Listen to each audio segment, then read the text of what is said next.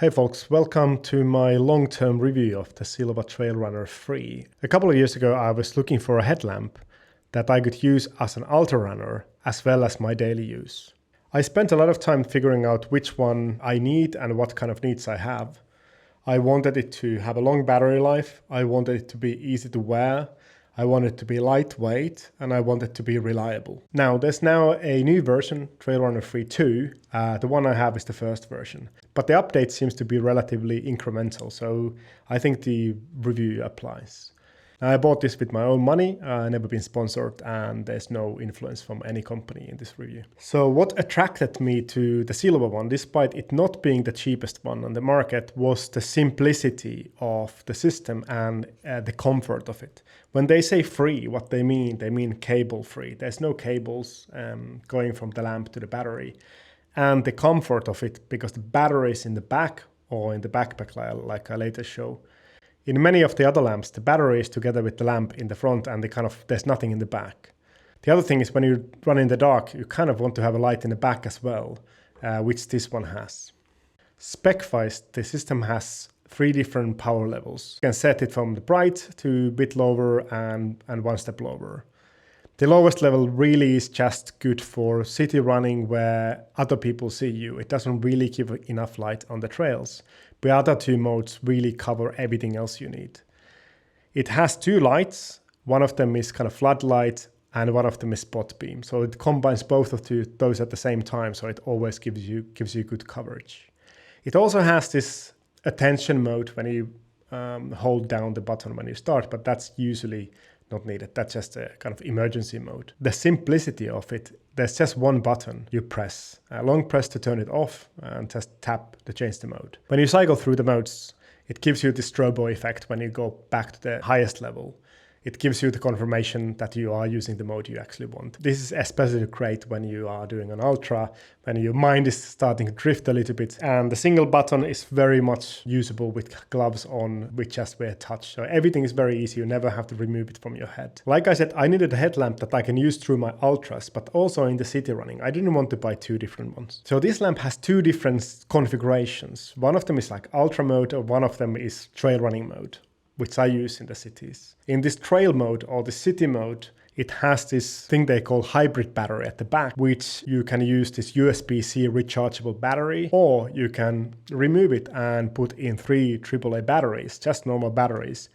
And that can save you if you're in trouble. You can just buy them or borrow it from somebody else. In the city mode, this hybrid battery case has also a backlight.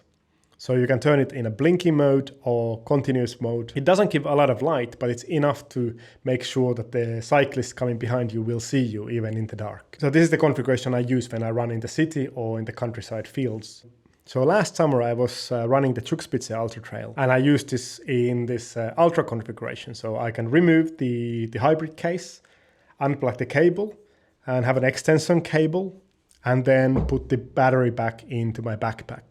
This way, the remaining part of the light is very, very light. There's no battery at all. You can't even feel it in your head, especially if you wear it over the cap.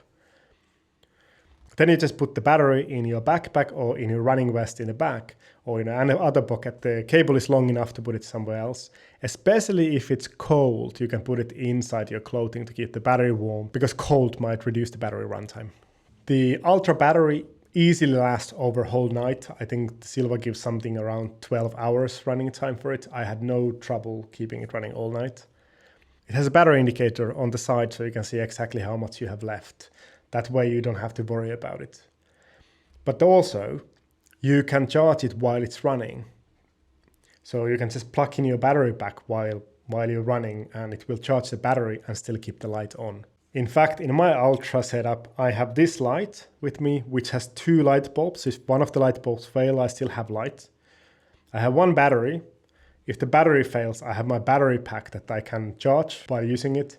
But if everything fails, my battery pack also has a light. So I have 2 lights with me when I run across mountains at night. What I really like this is the Silva has created a very easy to use system. There's no complicated button presses to remember. You just press the button and it will come on.